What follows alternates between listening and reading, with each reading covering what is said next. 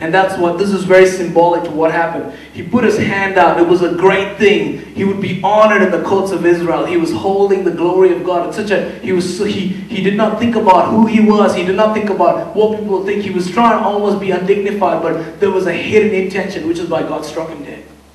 Which is why God just said, I can't deal with that. And it says, verse 9, David was angry of the Lord that day, and he said, how can the ark of the Lord come to me? You know, in life, sometimes God puts us in such situations where we've got everything perfect. We have done the 40-day fast. We've been through the 4 conferences. 21 demons have been cast out of us. I mean, everything that needs to be dealt with, we've done it all. We've we might even quit coffee, you know, whatever it is that we need to do. And it's like God puts it to a point where everything is so perfect, but then it comes down to how can He almost makes us desperate. He does that. Yes. It's almost chase me thing. It's almost a chase me thing. How much are you willing to give up for that which you want, for that which you call? It's funny because you are called for that. I mean, we are called to carry the glory. We're called to carry the presence, but yet it demands a price. And David became desperate. He said, how can the ark of the Lord come to me? Verse 11, so David would not move the ark of the Lord with him into the city of David. But David took it aside into the house of Obed-Edom the Gittite. It's pretty interesting that I love what David did. Because the moment he realized that God's not willing to move, he just stopped there. It was almost like he said, you know what? Guys, the party's over. I mean, you're talking about revival, 30,000 people. I mean, how many months it took to throw that type of an event? Can you think about that? 30,000 people. That sort of, I mean, that's just 30,000 people helping in the shifting of the ark. So how many other people were watching it? How many other nations knew about it?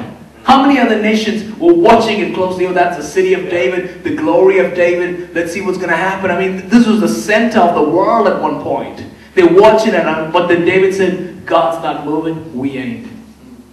He could almost put up a show saying, yeah, we did it, we got it back. Yeah, we just had one casualty, one burnout, you know. And it's like he just said, no, it doesn't matter. I want the hand of God in this. I want God. I want the presence of God in this. And it remained there. And then it says that, so verse 12, the latter part of it says, so David went and brought out the ark of God. Verse 14. I love this one. So then David danced before the Lord with all his might. Now think about it. How did he dance with all his might? Did he flex his muscles? Have you ever wondered?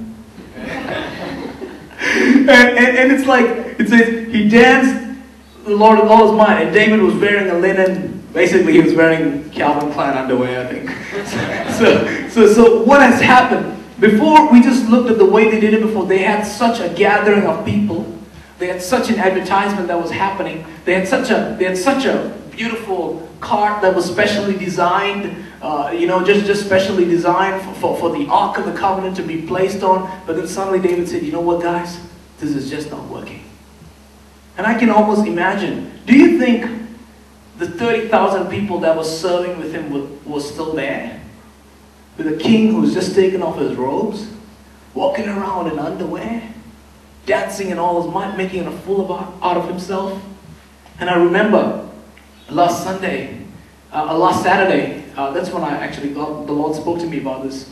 I was just in prayer, and I literally saw a vision of me when I was 15, the passion I had, the level of how undignified I would be. That I would go to my church and sit in hours for friends in the front and cry out and weep and lie on the floor and scream and oh God, you know. And now it's like you're in ministry and it's almost like you've got a name and you've got these pastoral friends and you've got to be, yes. It's like, yes, I feel the glory. You know, it's almost like you have to be like, yeah, I know the glory. It's like you can't get undignified. And I begin to think about David, that as a boy, that as a shepherd boy, that's how radical he was. And I can imagine David going through a train of thought going, now I know why the glory was not there. Because I didn't do it the way he taught me to do it. I didn't do it the way my relationship with Him is. I didn't do it the way it's supposed to be. I mean, God is raw. I mean, He doesn't have much demands. Jesus was born in a manger. You know, He did not ask for a 5-star hotel. He could throw the host of heavens to do that. But He's raw, and He demands raw people. He demands, sometimes we need to take off. Sometimes we need to take off that garment of almost, I could say, arrogance in the presence of God and say, God, I might look stupid to the person next to me, but I know how cute I am to you. and it's almost like, you know, God looked down and saw David in that dance, and he turned to the host of heaven and said, how cute is that? and it's like God, he was re-reminding God of the glory days, re-reminding of the language that He spoke, re-reminding of the love relationship that they had, and God cannot deny that. Re-reminding Himself of the victories of the old time. There's always, you know, I've had times when I've gone to meetings, prayed for people, see people healed, but there's always that one person, you know, who's totally paralyzed, they're on their deathbed, you don't know what, you're trying not to avoid it. You don't even want the pastors to get you, they're trying to run out for the next meeting before they get you to lay hands on that one. It's almost like the one that you want to avoid and the one that you don't see healed. And when I first started moving in the healing ministry, I used to be so burdened because I would not see people healed, and I would be like, oh God, why? And then I began to change my school of thought. I began to meditate on the goodness of God. I begin to meditate on the goodness of God. You know, John the Baptist, I'm just stepping out a bit of my sermon, but in the Bible we hear the story where the disciples of John the Baptist prophesied who Jesus was, but the disciples of John the Baptist go and ask Jesus, are you the Messiah?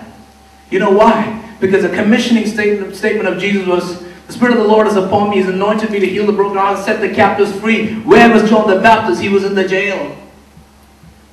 He was in the jail. The very person, John the Baptist, is here going, I commissioned the guy to minister. At least get me out of here. There's almost a tendency for us to sometimes think that we can get a gain out of it. There's almost a tendency to think that, and that's what David went through. He thought to himself, let me go back to those stuff. Let me meditate on the goodness. And there are times, I mean, I do go through disappointments. But I'll learn that in those disappointments, I'll learn to meditate on the goodness. And when I think about that one lady who was not healed, I think about the others.